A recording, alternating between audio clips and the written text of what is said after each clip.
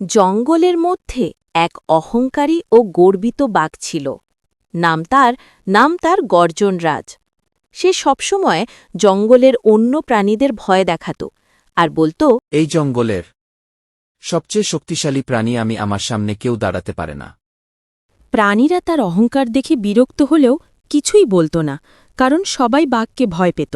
গর্জন রাত জঙ্গলের ভেতর হাঁটতে হাঁটতে দেখল একটি ছোট ছাগল শান্তভাবে ঘাস খাচ্ছিল। বাঘ তার দিকে তাকিয়ে হেসে বলল, এই জঙ্গলের সবচেয়ে শক্তিশালী প্রাণী আমি, আমার সামনে কেউ দাঁড়াতে পারে না। তুমি আমাকে দেখে ভয় পাচ্ছ না? জানো আমি এই জঙ্গলের রাজা। ছাগল মাথা তুলে মিষ্টি সুরে বলল, হ্যাঁ, তুমি শক্তিশালী, এটা ঠিক, কিন্তু শুধু শক্তি থাকলে রাজার মতো আচরণ করা যায় না, বুদ্ধিও দরকার। এই কথা শুনে বাঘ রেগে গর্জন করল। তুমি আমাকে বুদ্ধি শেখাবে?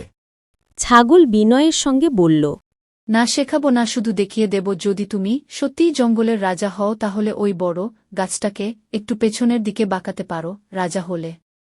এটা কি এমন কঠিন কাজ? দেখ এখন।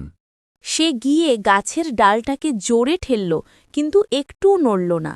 সে আবার ঠেলল, আরও জোরে, তবুও গাছ একদম নড়েনি। বাঘের মুখ লাল হয়ে উঠল লজ্জায়। ছাগল শান্তভাবে বলল, ছাগল শান্তভাবে বলল, এবার আমি চেষ্টা করি। বাঘ হেসে বলল, তুমি তো আমার নখের সমানও না। ছাগল গাছের একদম সামনের দিকে দাঁড়াল। সেই পাশের মাটি ছিল একটু নরম। ছাগল গাছটাকে তার শিং দিয়ে ঠেলল, আর আশ্চর্যের বিষয়, ডালটা আস্তে আস্তে উঠে গেল। বাঘ চোখ কপালে তুলে বলল, এটা কিভাবে হলো? তুমি তো ছোট্ট প্রাণী। ছাগল তখন হেসে বলল, একটা কথা মনে রেখো, সব কিছু শক্তি দিয়ে হয় না।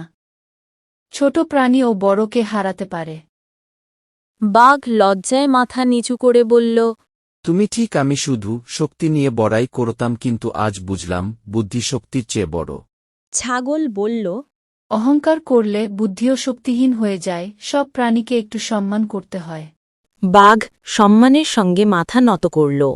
আর সেদিন থেকে সে জঙ্গলে আর অহংকার করল না। সব প্রাণীর সঙ্গে সে ভালো আচরণ করতে শুরু করল। অহংকার মানুষকে অন্ধ বানান।